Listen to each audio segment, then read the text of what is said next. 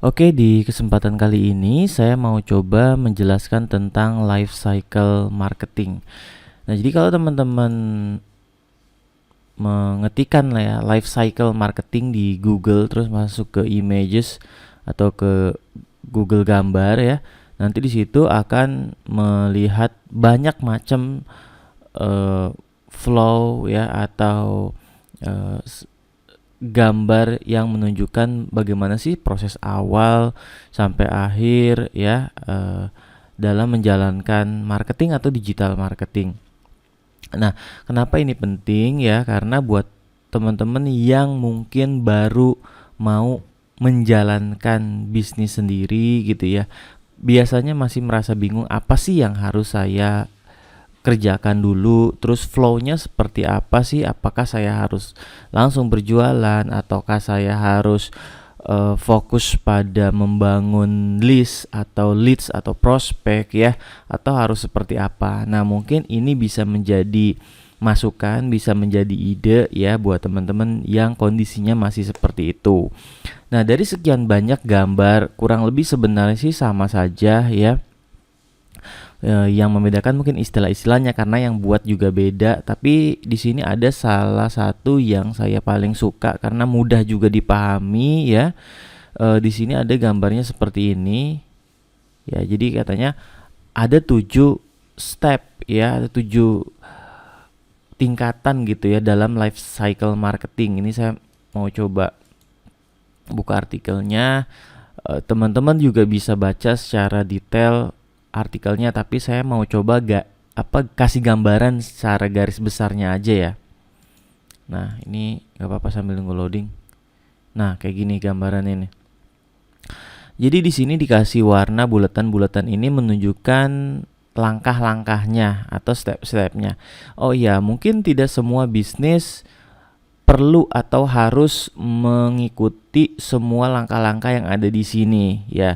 Tapi ada juga bisnis yang memang disarankan atau seharusnya mengikuti langkah-langkah yang ada di sini. Tujuannya apa? Tujuannya agar mempermudah dalam proses-proses berikutnya. Proses utamanya kan tentu di sini adalah convert sales ya. Artinya kita berjualan, kita mendapatkan sales, kita mendapatkan uang ya. Kita berhasil menjual produk kita. Nah, itu di sini.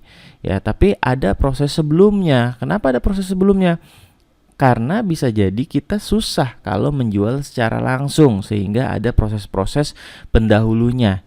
Ya, misalnya kita memperkenalkan diri dulu, ya, memperkenalkan produk kita. Nah, itu adalah proses-proses sebelum terjadinya penjualan. Oke?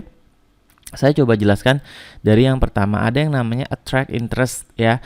Attract interest ini bagaimana kita memperkenalkan dulu sebenarnya, karena tujuan utama digital marketing kan memperkenalkan ya. Jadi tidak langsung jualan gitu. Tapi pertama kali kita memperkenalkan produk kita, jasa kita ya ke orang yang tepat gitu.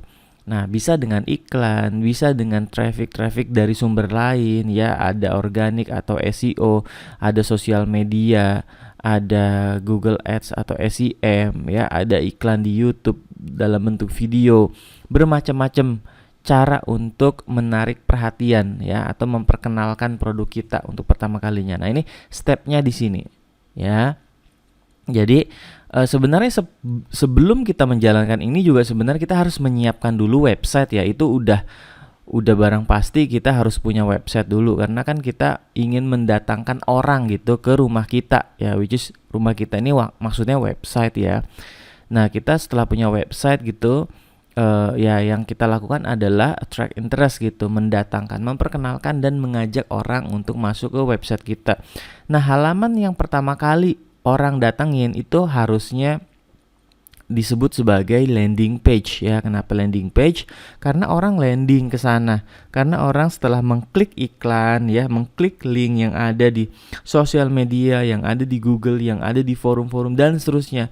Ketika orang mengklik maka masuk ke halaman tersebut ya. Halaman itu harusnya berisi sebuah penawaran yang menarik gitu ya. Nah, penawaran yang menarik itu dia ada di step yang kedua. Ya, dimana fungsinya adalah capture leads, kita menangkap informasi ya yang penting. Contohnya misalnya nama, email, nomor telepon kayak gitu ya. Kenapa kita harus menangkap data itu? Karena kita butuh, yang ketiga, butuh nurture prospek. Kita mengedukasi ya, memperkenalkan lebih detail.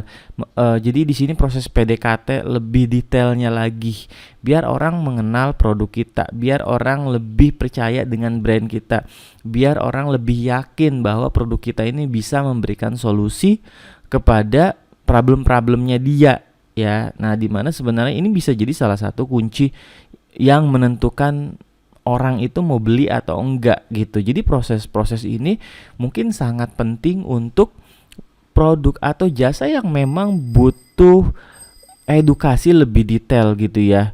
Kalau misalnya produknya mungkin food and beverage atau fashion ya, hal-hal yang mungkin sudah sangat familiar gitu, biasanya tidak terlalu harus fokus di seperti ini, karena orang tinggal melihat aja produknya bagus, menarik, ya udah dia coba gitu ya, dia mau beli.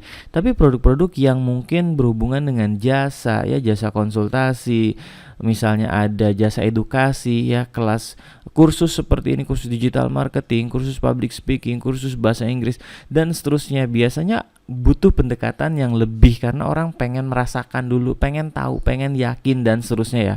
Nah, ini bisa menjalankan hal seperti ini. Lalu ketika kita nurture prospek, dengan cara apa? Kita bisa berkomunikasi lewat email. Kita bikin email series yang dikirim mungkin seminggu 2 kali ya.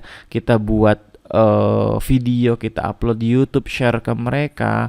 Kita menulis artikel, kita membuat ebook, kita share secara gratis. Artinya di sini kita butuh memberikan banyak value kepada mereka ya, tapi sambil mengedukasi, sambil ya secara tidak langsung kita lebih dekat kan dengan mereka gitu. Kita bisa banyak juga memperkenalkan produk kita, benefitnya apa saja gitu. Jadi di sini sangat luas. Oke.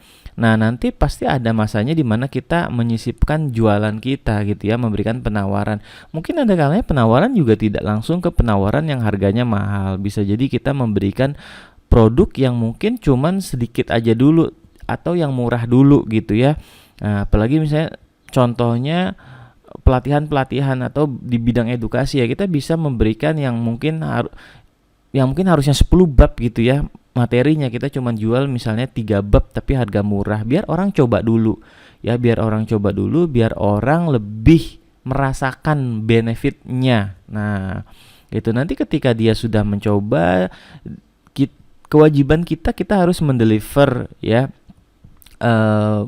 value-nya gitu ya, dan kita membuat dia merasa puas gitu ya. Gitu. Jadi di sini kuncinya bagaimana kita juga menjaga relationship ke mereka. Misalnya kita membuat sebuah grup misalnya ya, ketika dia join program kita, mereka bisa tetap konsultasi, bisa tetap tanya jawab gitu ya, karena biasanya akan ada kendala-kendala gitu. Misalnya teman-teman membuat program diet, membuat program pelatihan yoga dan seterusnya. Nah, orang kan mungkin ketika membeli produknya misalnya berupa e-course, mereka ada yang tidak paham kan, ada yang harus ditanyakan. Nah, mereka bisa bertanya lewat grup tersebut. Nah, di situ kita terus menjaga kepuasan mereka gitu ya. Nah, lalu ada langkah-langkah selanjutnya yang bisa kita anggap sebagai bonus sebenarnya ya. Contoh upsell customer. Ketika kita sudah berhasil menjual produk kita, misalnya ada e-course apa tadi saya contohkan yoga gitu ya, atau pelatihan-pelatihan olahraga segala macam, kita bisa kan menjual alat-alat olahraganya gitu kan. Nah, itu bisa disebut sebagai upsell.